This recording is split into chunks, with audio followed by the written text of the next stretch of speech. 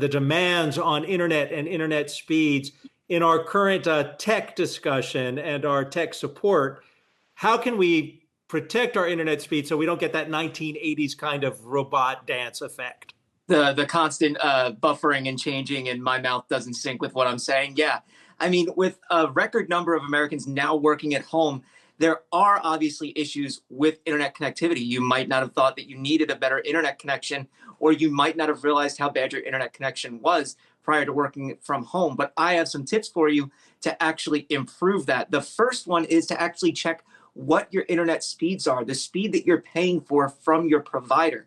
The minimum for broadband bandwidth is 25 megabits per second. Now, if you're the type of person who's online trying to video chat, maybe trying to host some live shows on Hangouts from home like us, that might not be enough for you. So what you should do is look at your cable bill or your satellite bill or whatever your provider comes from and see what you're paying for. If you're the average home with a number of devices online, you're streaming Netflix, 100 megabits per second is usually what you probably want.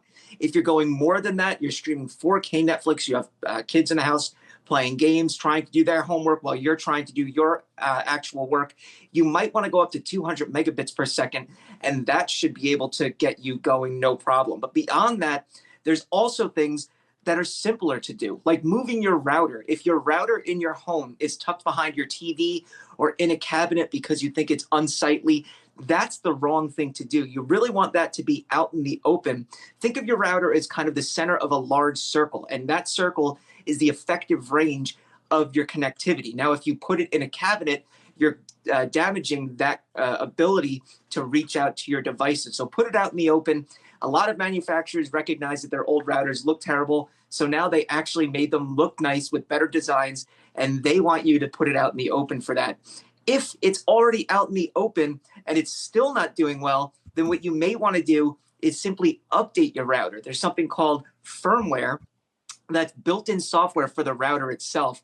And what you can do is visit the website that's on your screen. It's basically a URL IP address. You go there and then you'll enter your password and username for your router. It's either admin for the username or password for the password. That's the default. Please God, change those once you get in there, and then download the firmware update, and that will make your router run much faster than before. If you're not experiencing issues with speed, but the distance that your router reaches, then you may want to get something called a Wi-Fi extender. And what that literally does is plugs into a wall outlet and sort of sets up a secondary network that feeds off of your router and pushes that speed throughout the rest of your home. Now, they can be clunky because that's a second network you're going to have to toggle between when you move to different parts of your home, but they do work.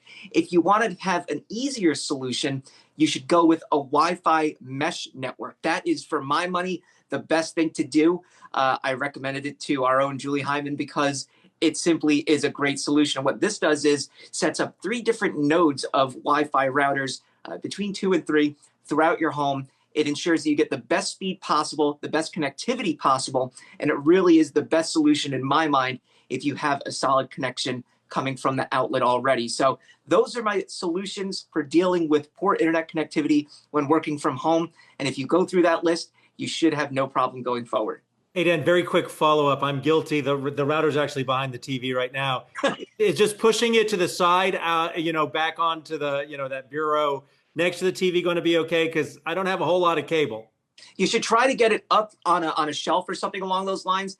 I know it's not ideal, but as long as it's not on the floor or behind a cabinet, something along those lines, then it should perform much better. There's also, believe it or not, an issue with interference from your walls, pipes, refrigerators, things like that. Try to keep it away from that as best as possible. Hey investors, Zach Guzman here. Are you interested in learning more about the markets and getting the latest financial news? Well, then click right here to subscribe to our Yahoo Finance YouTube channel. Get the latest up-to-the-minute market analysis, big interviews in the world of finance, and information on how to manage your money every day wherever you are.